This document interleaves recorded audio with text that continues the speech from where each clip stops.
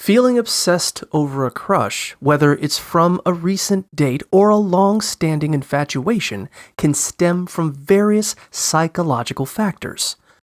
Experts highlight that such fixation might originate from a desire to fulfill personal dreams of an ideal partner, attachment issues from childhood, or even the thrill of intermittent reinforcement when the person sends mixed signals. While obsessive thoughts can arise from stress or loneliness, making someone a focal point can lead to unhealthy patterns, such as stalking their social media or prioritizing them over friends.